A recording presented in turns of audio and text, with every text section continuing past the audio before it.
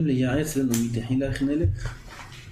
Baruch Hashem, on a une Torah, on a les Chachamim depuis des milliers d'années qui nous transmettent la Torah. Et une des parties de la Torah, c'est le mariage, c'est le Shalom Bayit, c'est les Midot de manière générale, avec la femme en particulier. Alors, ils nous ont donné des directives pour savoir comment bien travailler, comment bien se comporter, comment ça doit marcher. Donc eux peuvent nous conseiller la manière dont il faut avancer. Si on les écoute.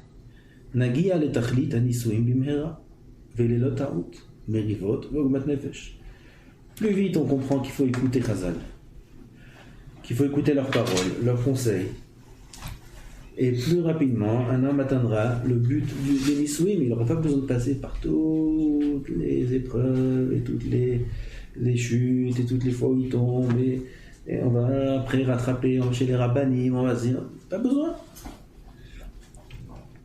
C'est pas là qu'il y aura le shalom des chants dans sa maison parfait, ça n'existe pas.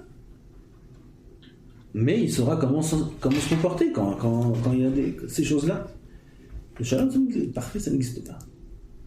Le shalom, quand on dit shalom, ça veut dire pas de dispute, tout le monde est heureux, le bonheur, le sourire, ça n'existe pas. Il y aura des humeurs et des histoires, il y aura. Alors, il saura comment faire face à ça. Ramim nous ont donné des kelim pour savoir comment affronter ces épreuves-là. Alors, s'il a les kelim, il les applique, alors il s'en sort très bien. כמו שכתב הרמח"ל במסילת ישרים, פרק ג' שיצר הרע מטעה את האדם עד שרואה הרע כאילו הוא ממש טוב, והטוב הוא כאילו רע. C'est le travail du יצר הרע. Il montre à l'homme et l'induit en erreur, il montre le mal comme si c'est vraiment le bien. Donc l'homme est persuadé qu'il agit correctement, il est persuadé. Et quand on lui parle, etc., il est même étonné d'entendre que c'est lui qui n'est pas correct. Il n'arrive pas à comprendre. Pourquoi ? C'est le travail du Yetzer Hara. Il arrive à montrer le mal comme si c'est mamash tov, et inversement, et le tov comme si c'est vraiment le mal. Comme renoncer comme ça, les gens ils disent comment je vais renoncer, mais si je vais renoncer, mais elle va recommencer, je suis obligé de lui montrer, je suis obligé d'expliquer, je suis obligé. Donc il s'est fait inverser le mal et le bien. À cause de cette erreur-là, où ils ont inversé leur vision des choses. Alors l'homme, il se renforce dans le mal. Et il s'entête à faire des choses. C'est pas méchant. Lui, il est persuadé que c'est bien. Il s'entête à faire des choses qui sont en vérité le mal gamo. Ceux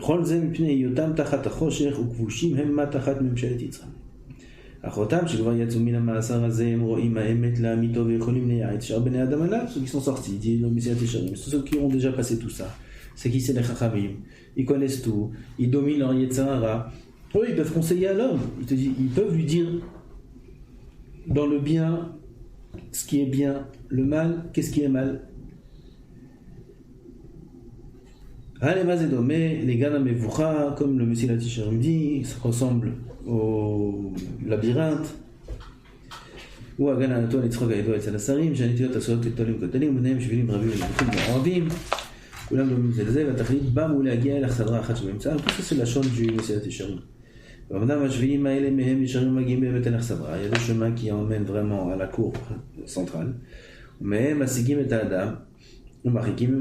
a deux chemins au contraire. L'homme il a l'impression d'être dans ce sens-là, dans le sens du centre et de la sortie. En vérité, il est dans l'inverse, il est dans l'autre sens.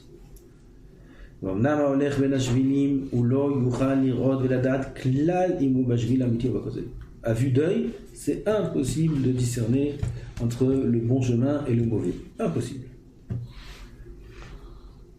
Donc nous aussi, à vue d'œil, on a l'impression, voilà, ça c'est une situation, il faut agir comme ça c'est une situation.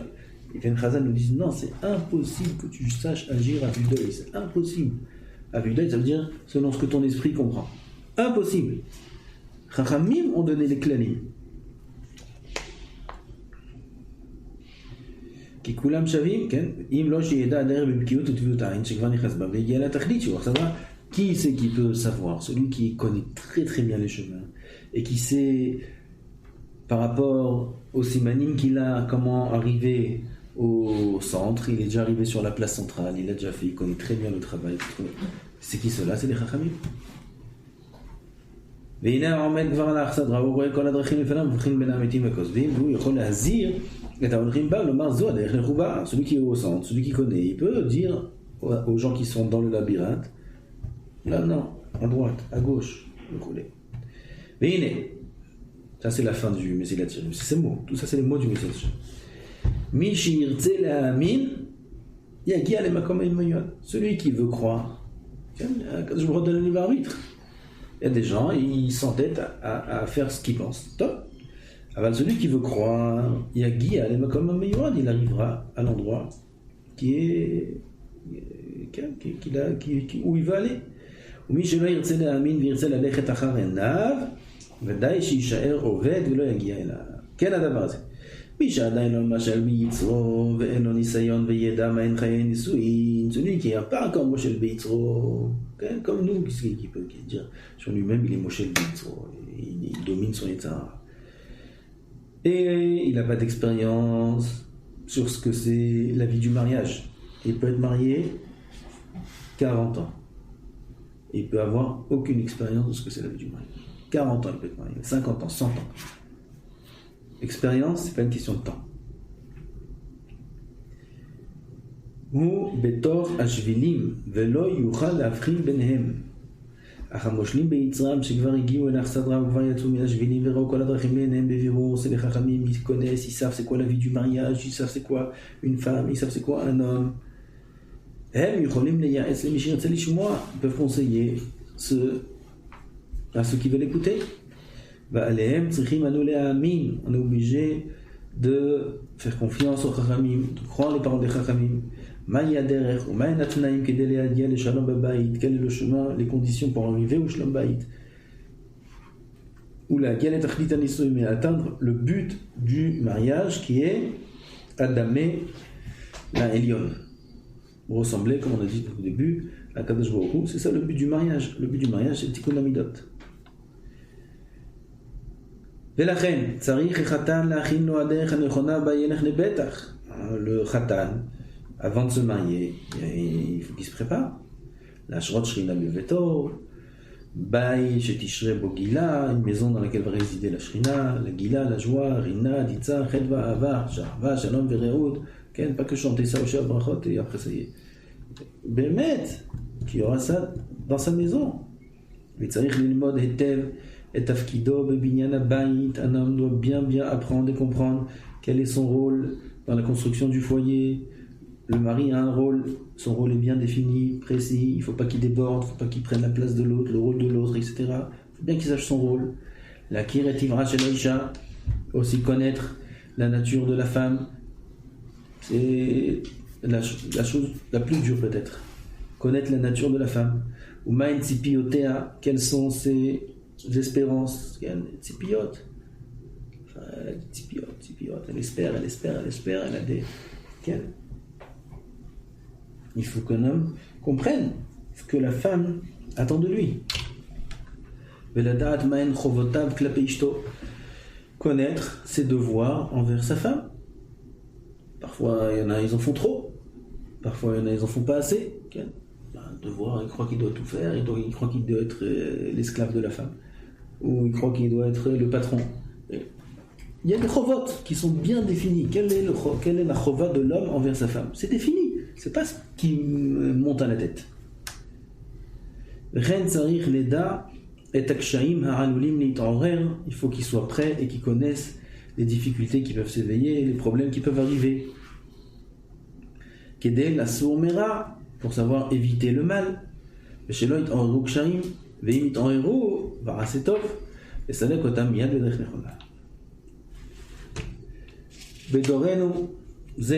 Dans notre génération, ça c'est tout le monde voit ça, tout le monde, n'importe qui peut être conscient de ça. Il y a des problèmes de Shlom Bayit qui n'existaient pas dans, je ne vais pas dire peut-être chez nos parents, mais chez nos grands-parents. Chez nos grands-parents et les générations d'avant, Kol Sheken, il n'y avait pas d'histoire dans nos maisons, ça n'existait pas. ou kol sheken des divorces, mais rivot, girushim rabim, rachmana l'islam, des divorces. Quand ça dit, qui c'est qui divorçait à l'époque? Ça n'existait pas. Ça, on voit dans la génération d'avant, dans nos parents. Dans cette génération-là, il y a encore des divorces. Dans notre génération, beaucoup plus. Alors, si on remonte plus haut, dans les grands-parents, il y a un grand-parent divorcé. Où t'as entendu ça? Grands-parents divorcés? C'est rare. C'est rare, c'est très rare, un grand-parent divorcé. Très rare. Parents divorcés, chef. Hein. Grands-parents divorcés, ah putain, c'est quoi le divorce? Ils connaissent pas le divorce à l'époque. Chez l'œil ou Ken, Bedorot Avrou, il n'y avait pas ça. Les autres, mais comme c'est plusieurs raisons. Première raison, En maspik adracha benoseze la khatan le kala lifnei nisoué. Il n'y a pas d'adracha. Les gens ils se marient, on leur fait 3 cours à la rabbanout, 3 cours au consistoire, je sais pas où là-bas. T'as fait 3 cours avant le mariage, t'as un tampon, c'est bon, tu peux te marier. Et ils rentrent dans une maison, un homme, une femme, ils sont jeunes, ils savent même pas ce qu'ils doivent faire. Ils croient que c'est les restaurants et les trucs comme avant le mariage. C'est la fête au village. C'est la fête au village. C'est les cris, c'est le truc, c'est sa mère, c'est waouh. Ils croient que c'est comme ça. Avant, il y avait les parents. La mère, c'est elle qui s'occupait de sa fille, c'est elle qui préparait sa fille, c'est elle qui trempait sa fille au mikvé, c'est elle qui parlait à sa fille, le père il parlait à son fils, et il y avait une adracha. Aujourd'hui, à peine on connaît nos parents. Ah, il n'y a rien du tout. Oui, personne ne parle avec personne ici, aujourd'hui. Donc, chacun dans son truc, où il est le contact, le kécher de la fille avec sa mère, etc. Ma femme m'a raconté que ma belle-mère, c'est sa mère qui l'a trempé au mikvé. Sa mère qui l'a trempé au mikvé, le saut de la villa avec son mari. Nous, aujourd'hui, on dit, c'est pas de ça, il faut cacher, il faut cacher, leurs problèmes aussi sont cachés. Avant, tout était, ils habitaient tous dans le même, le premier étage, il y avait ça, deuxième étage, il y avait eux, là, un petit khatser, toute la famille. Toute la famille. Donc, un est protégé l'autre, un aidait l'autre, tu peux faire l'histoire, tout le monde est au courant, tu lèves la voix, tout le monde se... Ah, c'est protégé, il y a une adracha, il y avait des valeurs, il y avait des midot, il y avait ce qu'il fallait, il n'y avait pas la technologie, il y avait beaucoup de choses. Bezman a deuxième raison. Mitraglim, Naharim et Naharot, les pinukim de Anochiyut. Voilà, on grandit avec des pinukim. On grandit, comment on dit Moufonak? Hein? Gâté. Oui, ça veut dire quoi gâté? C'est pas comme gâté dans le matériel, forcément. Gâté dans la nature. On est à nos petits soins, on est plus sensible, on est plus fragile. Oui, on est fragile. Enfin, attention, tu vas le vexer. Anochiyut, c'est de l'égoïsme. On grandit dans l'égoïsme. Et alors, il a dit avant tous les khatifim. Oui, tous les gâteaux, les bonbons, on faisait kefalach, krepalach, lach. J'ai kefli, bisli, li, kolli. Tout pour moi-même. Il y a écrit dans les paquets, attention, si tu commences, tu ne pourras pas terminer. Il y a écrit des choses comme ça. C'est tout l'égoïsme. Ah, fais attention quand on ne te voit pas quand tu ouvres le paquet. Il y a écrit ça sur les paquets, aux enfants. C'est quoi cette éducation-là? Fais attention quand tu ouvres le paquet qu'il n'y ait personne à côté de toi. Pourquoi? Sinon, ils vont tout te finir. Les enfants, ils voient ça, ils se cachent quand ils mangent. Ils mangent en cachette. C'est un opriout. T'as un guil la tête, t'as un guil l'évater, t'as un guil de partager. Non, c'est l'égoïsme. Beaucoup d'égoïsme. Qu'est-ce qui entraîne ça? L'abondance. Il n'y a pas des frigos vides, il n'y a pas de trucs. Il y a ce qu'on veut, il y a des chocolats, les enfants ils viennent, ils prennent, ils font ce qu'ils veulent. Alors ça fait le chef. Le chef, la vie facile. La vie facile fait qu'un homme devient très très fragile. Mais l'écart caché, les vater benisouim, les benazo, les batazo. Alors maintenant il se marie, il est habitué toujours de recevoir, toujours qu'on ait ses petits soins, etc. Alors maintenant, pitom, une femme elle est là, elle ne va pas se comporter avec lui comme elle se comportait avec lui ses parents, ou sa mère, ou truc. C'est fini, c'est une étrangère. Une femme, c'est une étrangère. Voilà. C'est une étrangère, avec tout ce que tu veux, c'est une étrangère. Okay? Donc elle va se comporter avec toi comme une étrangère. Et lui, il n'accepte pas. לכן קשה לוותר בנישואין לבן הזוג ולבת הזוג, כשם שיש קשיים של פרנסה ומריבה או הגשת כיפור מהצד השני, אינו יכול לסבול לוותר על כבודו. Il peut pas supporter, il peut pas renoncer à son kavod, ou à ça, ou à ça, ou à ça. Ren יש קוצר רוח. Il y a aussi, קוצר רוח, c'est un manque de patience. ואין סבלנות להמתין ולהתייעץ ולשאול ולהשתפר. Il n'y a pas de סבלנות, il n'y a pas de patience. Les gens, ils veulent tout de suite résoudre leurs problèmes. Dès qu'il y a des problèmes, tout de suite, ils prennent les choses en main, ils n'ont pas la patience d'attendre, de demander, de se conseiller, de voir comment on peut arranger les choses. Non, tout de suite, ici, comme ça, il fait la tête. Un couple m'a appelé, la semaine dernière, okay, une semaine, ils viennent de se marier. Ils viennent de se marier, maman, 3 mois, 4 mois. Les chalotes, elle a fait des chalotes, elle s'est vexée, elle ne sait pas trop faire des chalotes. Et lui, sa mère a fait des chalotes de folie. C'est de la rigolade, bon, ça va jusqu'au divorce. Divorce. Si on ne les aide pas, c'est divorce. Ils étaient invités chez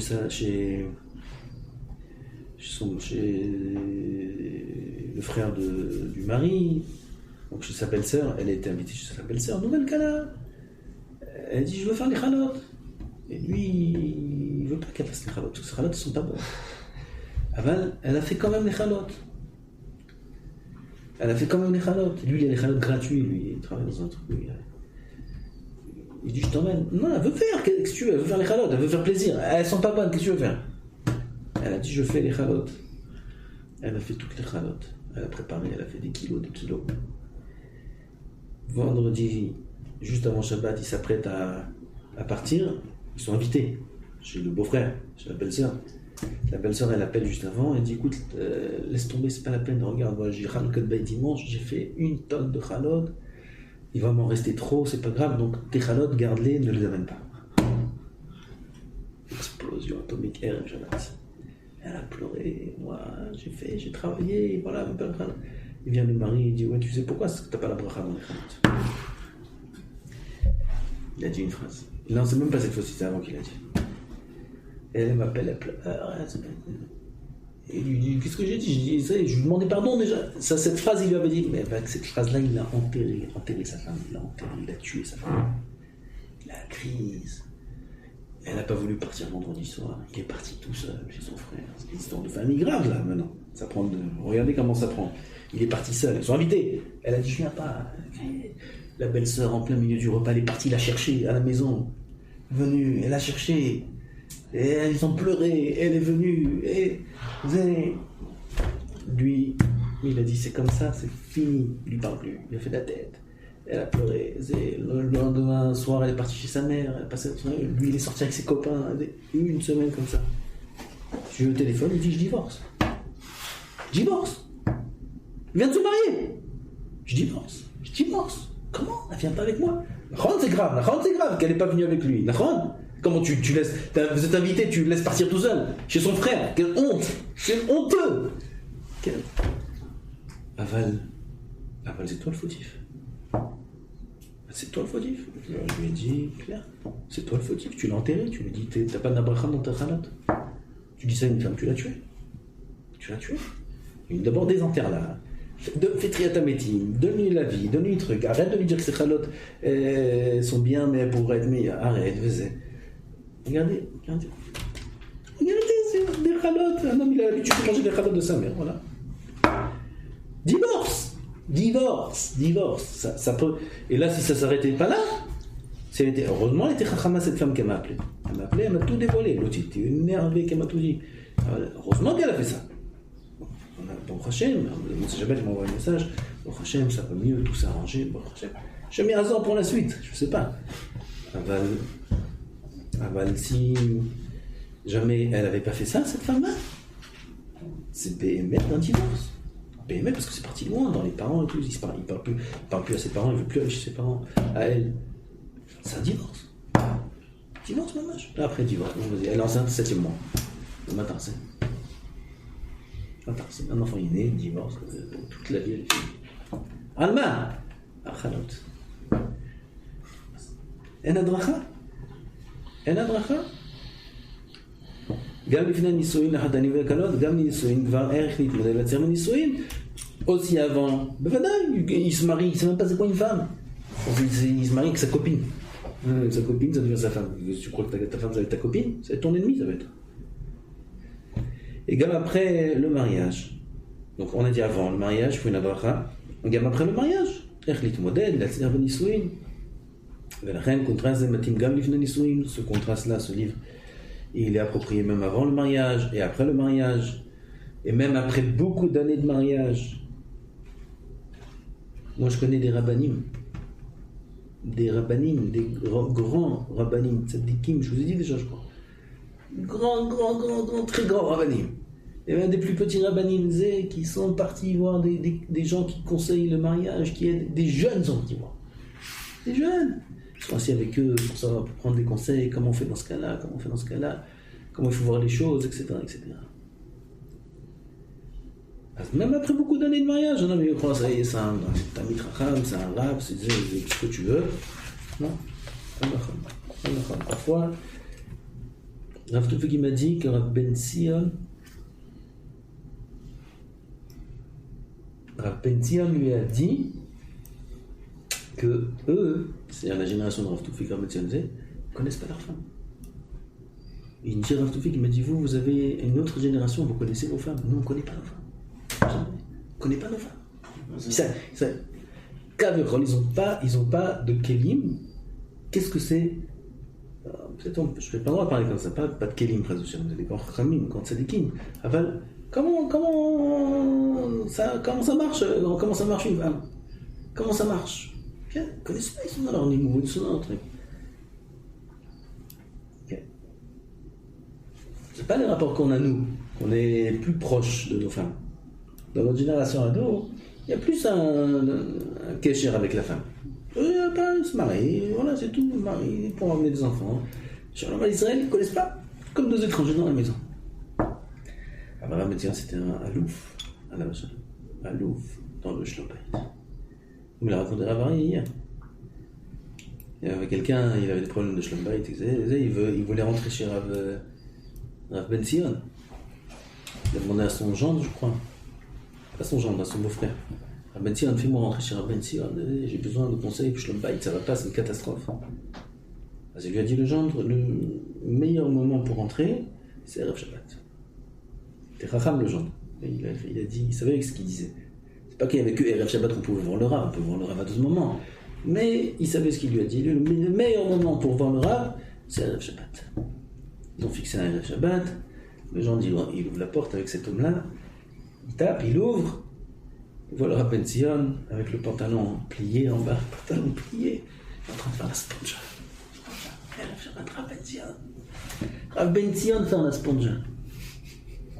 C'est quelque chose qu'on peut, ça rentre même pas dans la tête. Peut-être quelqu'un qui ne sait pas c'est quoi Rav Ben Sion, c'est quoi Rav Ben Sion, c'est peu que Rav Ben Sion, Gdol Israël, Gdol Ador, Baki Bekol Torah, que toute sa vie c'est la Torah, il n'y a pas un instant de pitié le Torah. Le pantalon plié en train de faire la sponja.